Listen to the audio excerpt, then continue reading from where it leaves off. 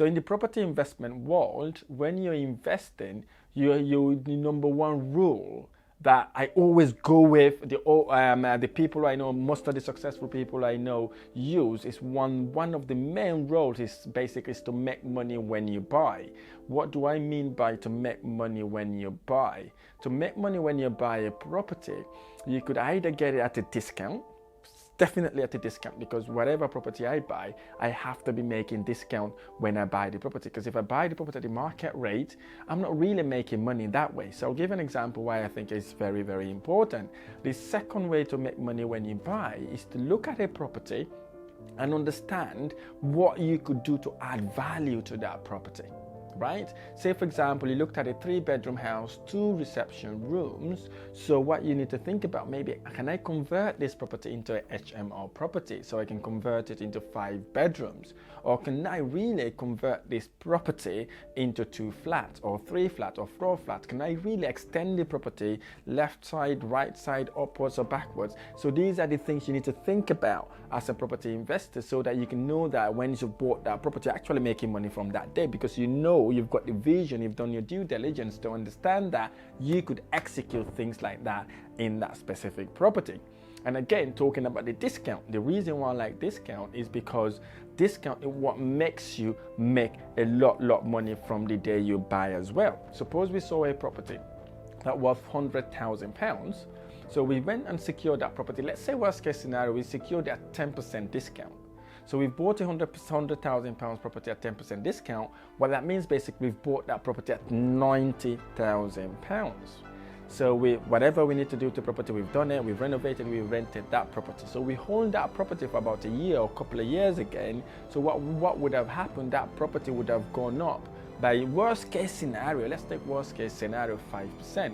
So if that property has gone up by 5%, it wouldn't have gone up by the 5% of the £90,000. It would have gone up by the 5% of the £100,000.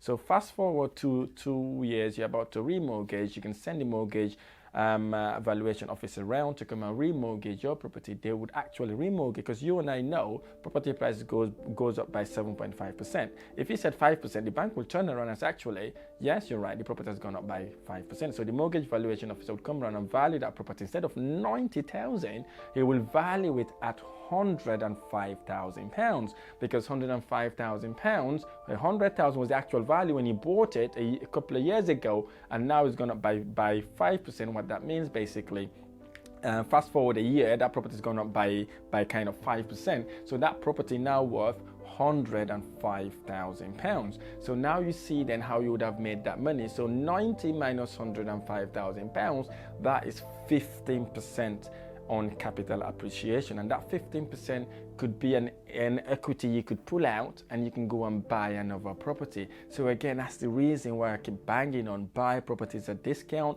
buy properties that you can add value to. I don't buy a property that I cannot do anything to, because it doesn't really worth me doing it, because I don't want to sit on that property for a very long time to wait for it to grow before I can actually move on. So if you buy a property at a discount and property you could add value to, it would only increase your equity buffer. And the importance of doing that, your equity goes up, because obviously if they remortgage that property, you would have held back 25% of the £105,000, and then obviously you would have also have a bigger loan that would allow you to pull that £15,000 to go and buy another property. So again, that's the number one rule: make money when you purchase the property. If you're not making money when you buy the property, walk away from it. You're not competing with anybody else. You're competing with yourself, right? You don't have to buy 10 properties a year. You don't have to buy 15 properties a year. If you buy a couple of properties that you're able to actually make discount for when you buy, it's a lot more better than buying 5-10 properties that you haven't got any discount on, or maybe properties that you've even paid over market value for. So again, these are the number one rule as a property investor that you need to engrave in yourself before you buy a property deal. It has to be a discount or property that you could add value to in order for you to pull your money out and obviously remortgage it at a higher value. So I really hope this video has been helpful. If this video has been helpful, don't forget to hit the like button below, subscribe to my channel for more of these amazing tutorials. Thank you so much for listening.